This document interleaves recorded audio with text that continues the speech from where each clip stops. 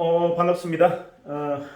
다들 이제 회의 진행하신다고 고생 많으시고 또 참가하신다고 애많이 있으십니다.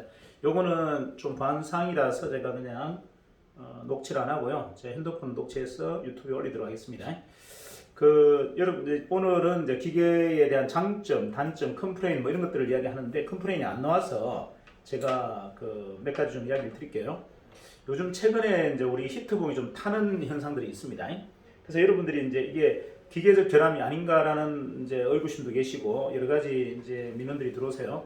제가 좀 정리하자면 예전에 저희가 기기를 처음 쓸 때 식용유를 많이 바꿨어요. 콩기름도 써보고 콩기름 안에서도 오뚜기, 백설, 그 다음에 뭐 CU 이렇게 여러 가지를 바꿔봤고 그 다음에 거기에다 또 까날류도 써봤고 뭐 해바라기 CU도 써봤어요. 그러면서 가장 적절한 그 배율이 저희가 이제 결정 내린 거는 까날류유 80, 콩기름 15, 그리고 해바라기 CU 5%가 가장 적절한 합성유였어요. 이 브랜드들이 여러분들 보시면 대부분 기름을 합성유를 씁니다. 혼합유를 쓴다는 얘기죠. 한 가지 기름만 쓰지 않는 이유가 뭐냐면 이 고유의 브랜드들의 파우더와 궁합이 맞는 이 기름이 있어요. 이게 무슨 말이냐면 여러분 보시기에는 모든 재료가 콩기름에 다 맞다 생각하는데 그렇지 않아요. 그러니까 파우더에 예를 들어서 밀가루만 들어간다면 콩기름에 맞지만 뭐 거기에 감자 정도 들어가고 뭐 심지어는 또 옥수수 전분 또는 뭐 여러 가지 부재료들이 들어가죠. 이렇게 들어가게 되면 기존의 콩기름과 안 맞는 궁합이 안 맞는 이 화학적 반응이 일어납니다. 그렇기 때문에 기름에 대해서는 우리가 파우더가 바뀔 때마다 파우더에 가장 최적화되어 있는 식용유가 어떤 건지를 찾아내야 돼요. 그래서 저희가 이제 과거에 찾아낸 그 비율이 우리 튀김 파우더에는 가장 적합한 게 까놀류다. 근데 까놀류를 100% 넣는 것보다는 까놀류 한 80에 콩기름 한 15, 그 다음에 해바라기 CU 5를 넣으니 보통 사용 빈도가 기존에 쓰는 콩기름보다 2배 이상 오래 씁니다. 2배 이상 오래 써지고 더 중요한 건 뭐냐면 날아가는 발해량이 없어요. 이제 기름이 보통 여러분들 이제 날아가거나 재료에 묻어서 나오지 않습니까? 그런 비율이 거의 없어요. 그러니까 보충할 기름이 거의 안 들어가더라. 자, 그래서 그때는 저희가 이제 그 전용유를 한번 공급을 해드리려고 했었는데 그 공급 비용이 너무 부담이 커서 저희가 중단했어요. 한 통을 이렇게 공급해드리는데 8,000원 정도가 운송비가 들어가서 그 당시에는 뭐 기름 한 통이 18,000원이었기 때문에 8,000원 정도의 운송비를 주고 우리 매장의 점주님들이 감당하기에는 좀 부담스러워서 제가 드랍을 했습니다. 하지만 지금처럼 이제 고유가 시대 때는 우리가 전용유를 좀 해야 되겠다라는 생각을 합니다. 이유가 뭐냐? 자, 히트봉이 타는 이유 안에는 뭐 여러 가지 이유가 있어요. 화학적 반응입니다. 자, 벤츠나 BMW를 타고 가다 보면 좋은 차죠. 좋은 차고 성능도 뛰어납니다. 하지만 여러분들 AS가 터졌을 때 부품값이 최소 3배입니다. 자, 심지어는 브레이크 라이닝 하나 가는데도 그게 센스가 다 들어가 있어요. 그러니까 고가의 센스가 들어가 있기 때문에 추가적인 비용이 한 2배, 3배 올라가고 하다못해 타이어 하나 가는데도 거기에 모든 최첨단 장비들이 다 붙어 있습니다. 자, 그렇기 때문에 비쌉니다. 그 말은 우리 튀김기는 기존의 기름만 가지고 넣는 일반 튀김기 또는 수직 튀김기와 전혀 차원이 다르다는 얘기죠. 차로 얘기한다면 정확하게 벤츠입니다. 그러면 좋은 만큼 성능도 좋은 만큼 민감도도 뛰어나다. 민감도도 굉장히 높다라는 이야기죠. 거기에 부속적인 것들이 여러분들이 정리가 안 되면 여러 가지 화학적 반응이 일어나게 돼 있어요.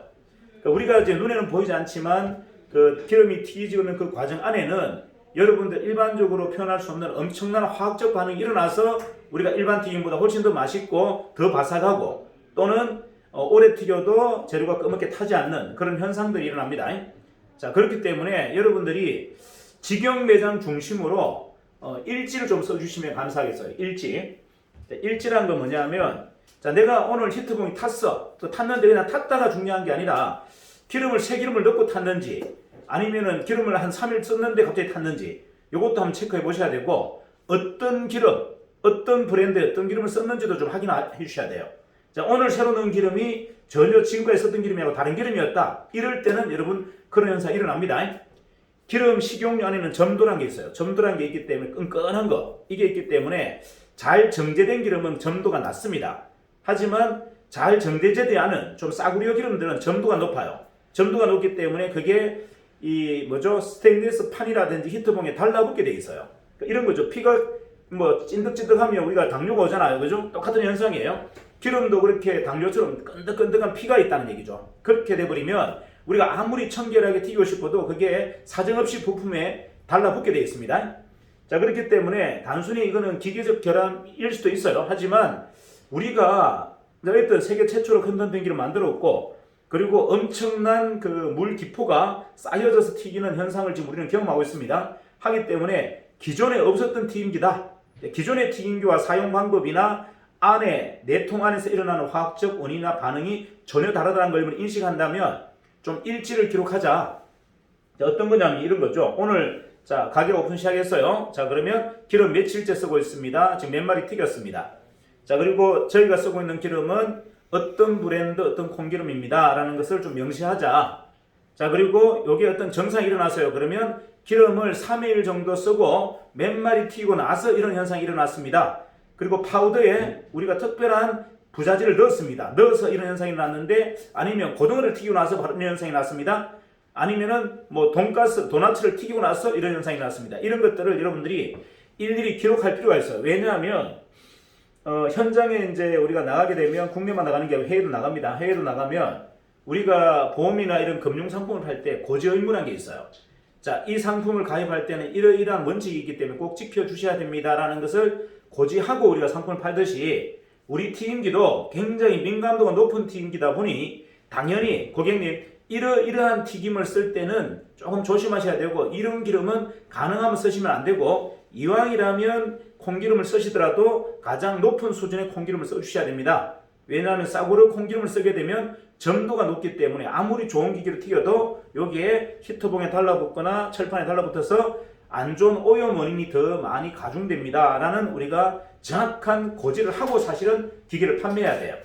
자, 그러기 위해서는 우리 본사나 우리 모든 이제 구성원들이 거기에 대한 백데이터를 지금부터 좀 만들어내셔야 된다라는 게 이제 우리 입장이에요. 그래서 가맹점들에게까지 요구하기는 좀 어렵지만, 여러분 직영점들은 그러한 백데이터, 이 기계가 이제 세계 최초로 탄생했고 여러 가지 현상들이 일어날 겁니다. 그런 현상들을 논리적으로 설명할 수 있는 백데이터를 우리가 좀 수집하자. 그래서 가장 중요한 거, 자, 오늘 내가 쓰고 있는 이 기름이 어느 브랜드의 어떤 기름이라는 걸 꼭 명시해 주셔야 됩니다. 자, 일제 쓸 때는 자, 오늘 콩기름인데 백설 식용유입니다. 아니면 오늘 쓰는 기름은 콩기름인데 해표입니다. 자, 오늘 쓰는 기름은 오뚜기입니다. 이렇게 좀 명시해 주셔야 되고요. 자, 다음날 나는 까놀류를 씁니다. 까놀류 브랜드가 오뚜기입니다. 까놀류 브랜드가 백설입니다.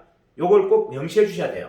자, 그 다음에 다음날 나는 까놀류 70%와 콩기름 30%를 섞었습니다. 까놀류 브랜드는 뭐였고 콩기름 브랜드는 뭐였습니다. 요럴 때가 가장 가성비가 좋고 기름의 사용 빈도가 훨씬 더 높아집니다라는 것을 여러분들도 한번 백데이터 처리해 보시고요. 본사도 할 겁니다. 본사도 하지만 본사는 매장이 아니어서 하루에 100마리씩 튀기는 구조가 아니다 보니 저희가 발췌하는 백데이터보다 아마 여러분 현장에서 하시는 게 훨씬 더 효과적이고 저희한테 도움이 됩니다. 하루에 50마리, 100마리를 튀기는 매장에서 백데이터를 이렇게 분들 수집해야 가장 정확한 데이터가 나옵니다. 해서 기름에 대한 민감도가 굉장히 중요하다. 기계와 굉장히 밀접한 관계가 있다는 걸 여러분 꼭 명시하시고요. 그리고 거기에 들어가는 재료, 자, 재료들도 순서가 어떤 재료를 먼저 튀겼다. 자, 나는 고등어 튀겼고 그 다음에 도나츠 튀겼고 그 다음에 통닭 튀겼다. 아니면 그냥 통닭을 먼저 튀겼다. 이런 것들을 꼭 일지에다가 한번 명시해서 어떤 사례가 계속 반복될 때 이런 결점들이 일어나는지 우리가 찾아내야 돼요. 자, 히트봉이 타는데 그냥 무조건 히트봉 탑니다가 아니라 히트봉이 이러한 상일 때 가장 많이 탑니다 라고 했을 때 우리는 그거를 고객들한테 사전에 알리는 고지 의무사항으로 고지 항목을 적어놔야 된다는 얘기죠. 자, 우리 튀김기에는 가능하면 해표 콩기름을 쓰면 안 됩니다. 이런 것들 금기사항들을 우리가 좀 찾아내야 된다. 물론 전국적으로는 저희가 혼합유를 쓸 겁니다. 혼합유라는 것은 전용유를 쓰겠다는 얘기죠. 우리 튀김기에 가장 적합한 전용유를 전국의 본사에서 비율로 맞춰서 공급하겠다가 원칙입니다. 하지만 지금은 그런 실정이 아니에요. 한 통당 8,000원씩, 만원씩 운송비를 주면서 저희에게, 여러분에게 그 부담을 따지기가 어렵기 때문에 저희가 이제 하루에 공급량이 적어도 한 300통 정도 될 때 뭐 여러분들에게 부담이 좀 더 줄어들지 않을까 생각합니다. 그래서 현장에서 제가 계속 얘기하는 게 현장이 개발자다라고 이제 제가 거듭 말씀드리는 이유가 그겁니다. 왜냐하면 우리는 기존의 튀김기와 전혀 다른 개념의 튀김기를 만들었고 그걸 지금 전 세계에 시판을 해야 되기 때문에 충분한 리스크에 대한 해지들을 우리 매장을 통해서 이미 좀 잡아 나가셔야 돼요. 이런 것들을 제가 협조를 좀 구합니다.